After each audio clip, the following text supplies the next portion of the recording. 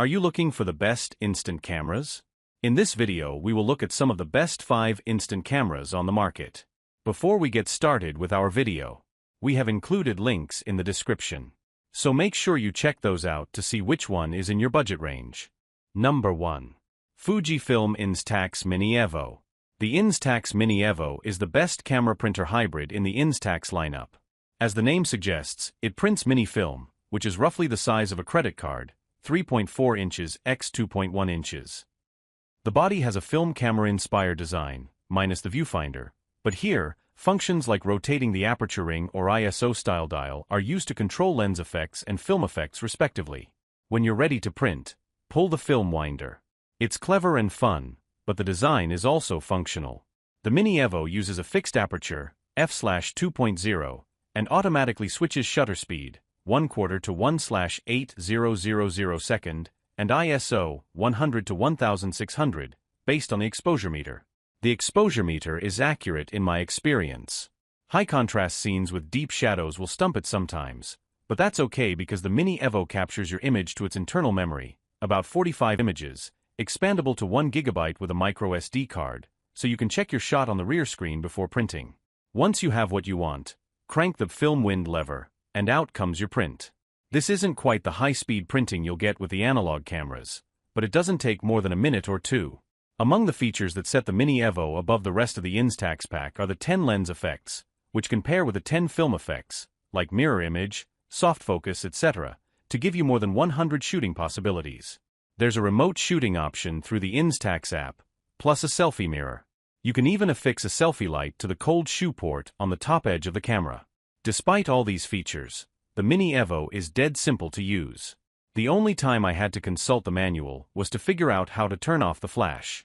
In shooting mode, push the right side of the selector wheel. It works just as well as a printer too, though you'll need the Instax Mini Evo app for iOS and Android. The app will also let you transfer your images to post them to Instagram if that's your jam. Number 2. Fujifilm Instax Mini 12. If you want an instant camera and don't want to spend a lot, the Instax Mini 12, 8/10, Wired recommends, is your best bet. It's a capable, easy-to-use camera wrapped in a colorful, bubbly design. One thing you'll find here that's missing even on more expensive models is parallax correction. That means you don't have to guess where the center of the frame is for close-up subjects. What you see is what you get, eliminating those accidentally ill-framed close-ups that sometimes happen with the SQ40, see below, or the older Mini 11. This works in normal and close-up mode, enabled by twisting the lens to close-up. The Mini 12 uses a 2-element plastic lens, and there's no focusing. Everything is auto-exposure. If this camera had a motto, it would be, keep it simple. That extends to the flash, which is fully automatic but not always on, like other models. Instead, the Mini 12 detects brightness levels and only fires the flash when needed. It fired the flash far more than I would have liked, but perhaps my dream of a good low-light Instax camera is just that. Number 3. Fujifilm Instax SQ40. There are not nearly as many choices for fans of Instax square prints. Our top camera pick is the SQ40, which is completely analog.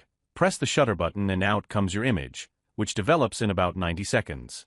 There's a film counter near the bottom left side of the back to let you know how many images you have left, and that's about it for features.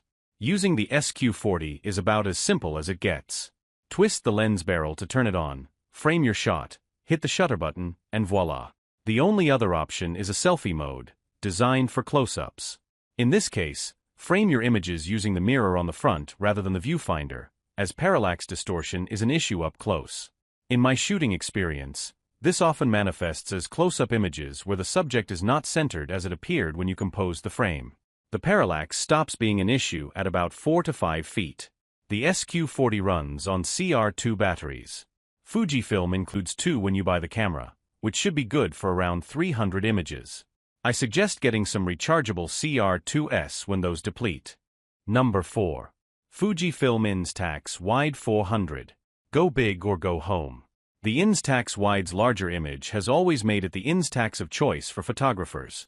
Ingenious enthusiasts even figured out how to mod the previous model, the Wide 300, with custom lenses for even better quality images.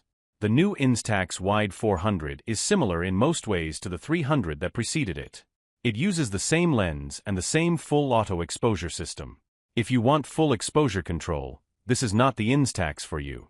That said, I love this format and hence this camera. It's a rather chunky thing.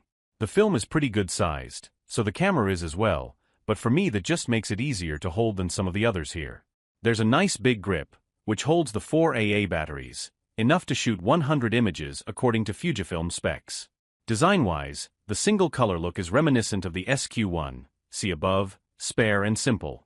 The 95mm f/14 lens is made of two elements, both plastic, and gives you the equivalent of a 35mm focal length on a full-frame camera. Fujifilm did add a new close focus option to go with the 10-foot to infinity focus. I wish Fuji had reversed the order, as I sometimes forgot to turn the lens of the second click and ended up with out-of-focus images. Once you get used to it though, it's fine. There's not a lot to this camera, and that's part of its appeal. The lens produces decent images, and large format makes it more fun to share with friends.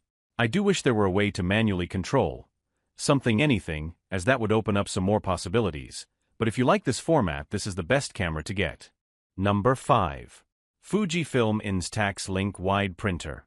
While I have a certain nostalgia for instant photos, and I own 2 Instax cameras, the truth is I make most of my instant images with an Instax photo printer. Sure, it's just a smartphone printer that doesn't need ink, but I already have a digital camera, and the results I get pairing images from a real camera with an Instax printer outshine what I get from Instax cameras. If you already have a good digital camera or a solid smartphone camera, an Instax printer is the way to go. My favorite Instax printer is the Link Wide. I love the bigger images of the Link Wide. It uses a separate app, Android iOS, and has nice extras like the ability to print multiple images in one go with collage print or add fun features to your images like hearts, glitter, shutter, or any other of the 15 editable templates in the app. One feature I don't use much but might be handy for social media is the ability to add QR codes to your images. For example, you can add a QR code with a link to a recipe on your photo and then share it on social media. There are also some 1,600 in-app stickers that let you put clip art style overlays on your images. It might sound corny, but these effects are quite fun, especially if you have young children.